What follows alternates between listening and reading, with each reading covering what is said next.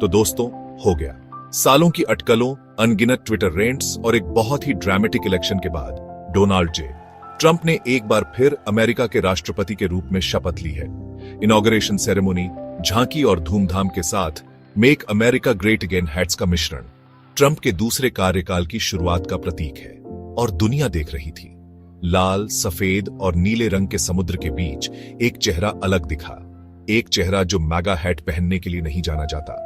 भारतीय विदेश मंत्री एस जयशंकर। जी हां, आपने सही सुना। वो वहीं मौजूद थे, अमेरिकी राजनीति में एक नए या कहें पुराने युग की शुरुआत देख रहे थे। जयशंकर की उपस्थिति महज एक इत्तेफाक नहीं थी। यह एक सोची समझी चाल थी। अनिश्चितता के दौर में कूटनीतिक रस्साकशी।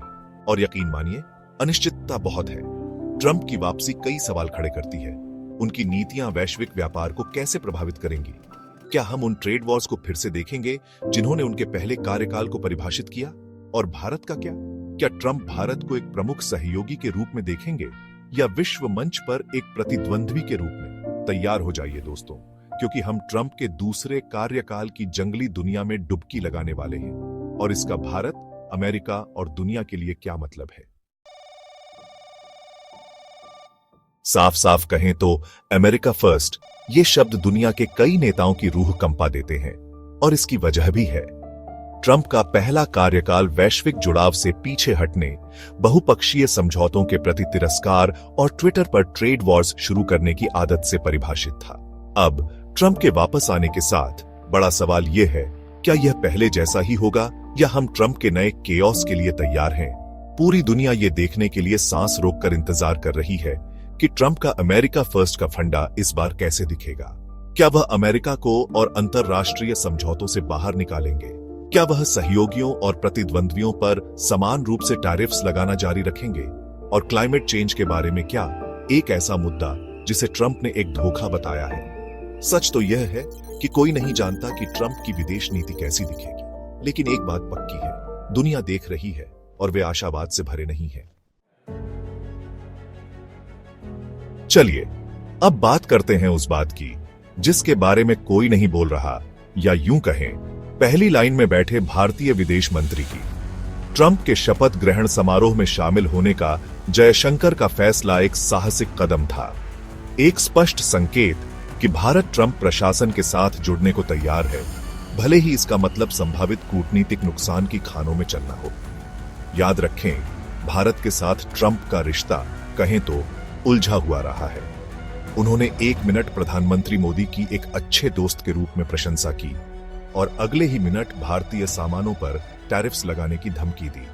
तो क्या बात है, भारत अपने शीर्ष राजनयिक को ऐसे नेता की वापसी का गवाह क्यों बनाएगा जो अपने अप्रत्याशित व्यवहार के लिए जाना जाता है? जवाब है दोस्तों, व्यावहारिकता।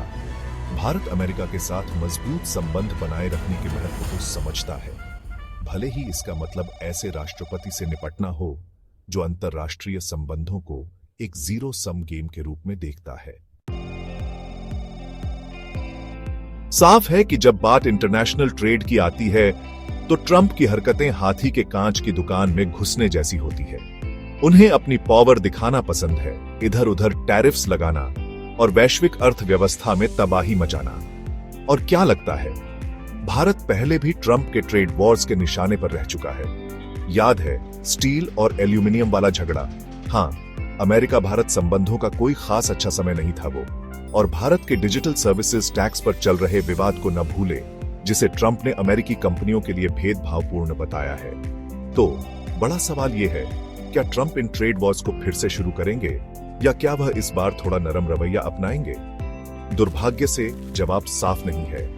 व्यापार पर ट्रंप के विचार बदलते रहते हैं और वह झगड़े से पीछे हटने के लिए जाने नहीं जाते। इसलिए तैयार रहिए, क्योंकि अमेरिका भारत व्यापार संबंधों में उतार चढ़ाव आ सकते हैं।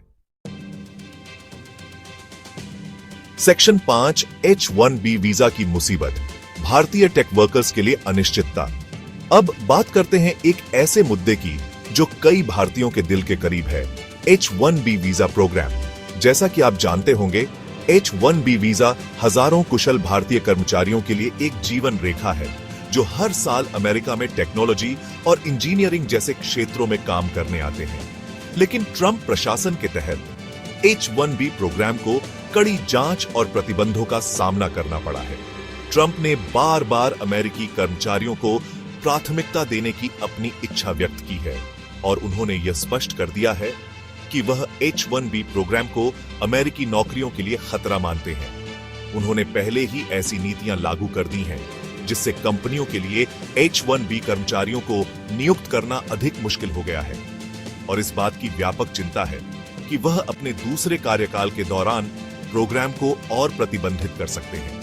यह अनिश्चितता भारतीय टेक कर्मचारियों के बीच काफी चिंता पैदा कर रही है, जिनमें से कई ने अपना जीवन और कैरियर अमेरिका में बनाया है।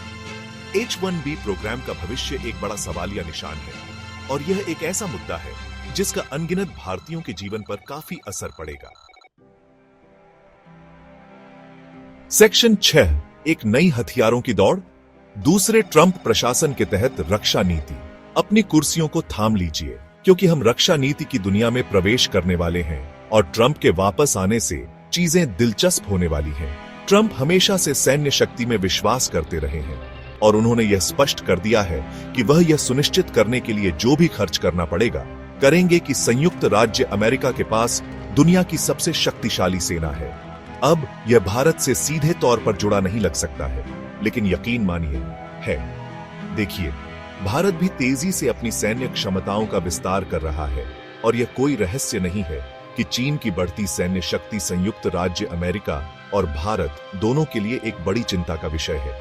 तो बड़ा सवाल यह है, क्या सैन्य निर्माण पर ट्रंप का ध्यान भारत के साथ अधिक सहयोग की ओर ले जाएगा या यह इस क्षेत्र में एक नई हथियारों की दौड़ को जन्म देगा? केवल समय ही बताएगा। लेकिन एक बात पक्की है, ट्रंप की रक्षा नीतियों का पूरी दुनिया पर प्रभाव पड़ेगा और भारत निश्चित रूप से इसकी चपेट में आएगा।